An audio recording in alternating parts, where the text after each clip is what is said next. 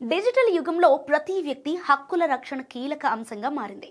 కృత్రిమ మేధస్సు ఏఐ ద్వారా రూపొందుతున్న కంటెంట్ వ్యక్తిగత హక్కులకు సవాలుగా మారుతోంది. ఏఐ కారణంగా ఎంత మంచి ఉందో అంతకు మించి చెడు కూడా జరుగుతోంది. ముఖ్యంగా సినిమా సెలబ్రిటీస్ ఏఐ వలన అనేక ఇబ్బందులు పడుతున్నారు. ఏఐ ద్వారా సినిమా ప్రముఖుల వాయిస్, ముఖ చిత్రాలను తయారు చేసి వ్యక్తిత్వ హక్కులకి భంగం కలిగిస్తున్నారు. ఇప్పటికే ఈ విషయమై టాలీవుడ్ సెలబ్రిటీస్ అయిన మెగాస్టార్ చిరు, యంగ్ టైగర్ ఎన్టీఆర్ వ్యక్తిత్వ హక్కుల దుర్వినియోగంపై హైకోర్టును ఆశ్రయించి విముక్తి పొందారు.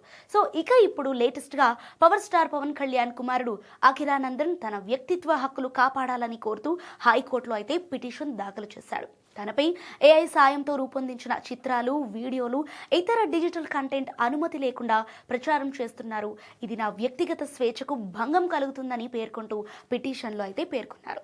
సత్వరం అలాంటి ఏఐ సృష్టిత కంటెంట్ను అన్ని డిజిటల్ వేదికల నుంచి తొలగించాలని కోర్టుని కోరాడు అఖిరా. అంతేకాకుండా భవిష్యత్తులో తన పేరుతో కానీ, ఫొటోస్ కానీ, వాయిస్ను కానీ లేదా వ్యక్తిత్వాన్ని ఆధారంగా చేసుకుని ఏఐ ద్వారా ఎలాంటి కంటెంట్ సృష్టించకుండా ఉత్తర్వులు ఇవ్వాలని కూడా పిటిషన్లో అభ్యర్థించారు.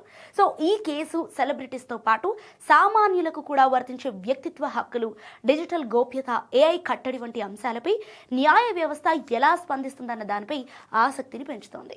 సో హైకోర్టు తీసుకునే నిర్ణయం భవిష్యత్తులో ఏఐ కంటెంట్ వినియోగం, నియంత్రణకు మార్గదర్శకంగా నిలిచే అవకాశం ఉందని న్యాయవర్గాలు భావిస్తున్నాయి.